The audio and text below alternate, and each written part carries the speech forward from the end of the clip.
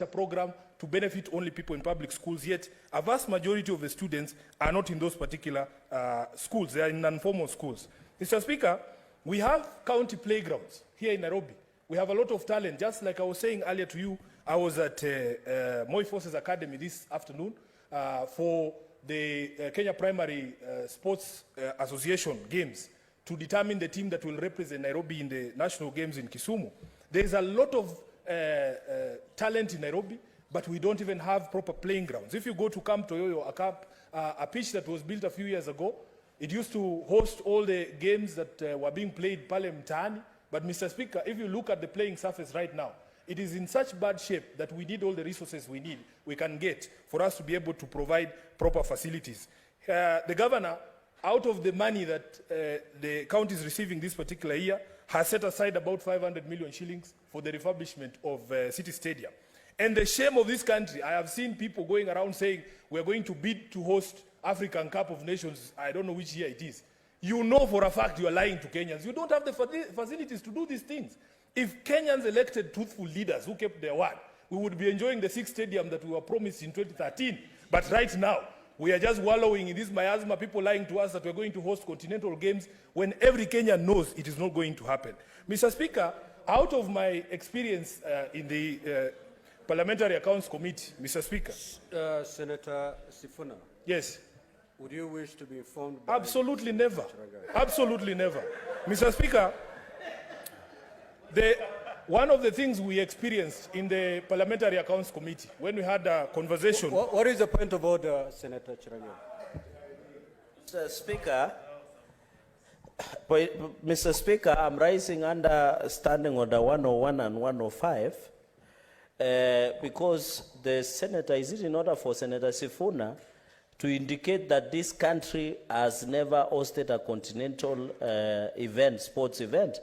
Yet Kipchoge Keino Classic was done in Eldoret, and also several, it was done, all African Games was done here, the athletics was done here in Kasarani. Is it in order for him to mislead the great people of Nairobi and Kenyans by alleging that this country has never hosted or held, Mr. Speaker, the events? Is it in order? Order. Senator... And World Rally Championship, Mr. Speaker. Senator Chirangei, when your colleagues are speaking, it's good to pay attention. So that when you raise on a point of order, you raise on a point of order on the speech that they've made. I do not see how your point of order is warranted as far as the speech by Senator Sifuna is saying. He never...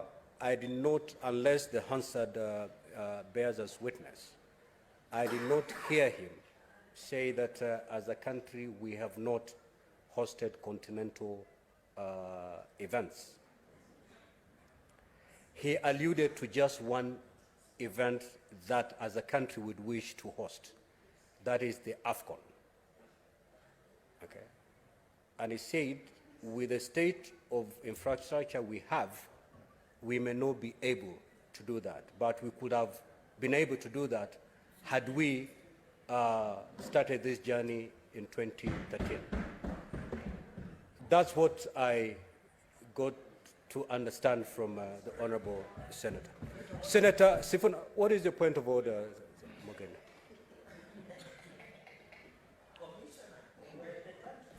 Mr. Speaker, Senator Chiragei is one of my closest friends in this house. And he's a Senator Mogeni. He's a colleague. Whom are you trying to call to order? He's a colleague whom I respect. Senator Mogeni. Yes. When you stand on a point of I'm order, rising under. Whom are you trying to call to order? Because the senator on the floor is Senator Sifuna. Yes. I'm rising under standing order. Is that the senator you are calling to order? Yes. Senator Sifuna. He's out of order. Senator No. I was raising on a point of order. When Senator Chiragei was on He was on a point of order. You cannot do that. So, Senator Mogeni, kindly take your seat. Kindly. Senator Sifuna. Mr. Speaker, we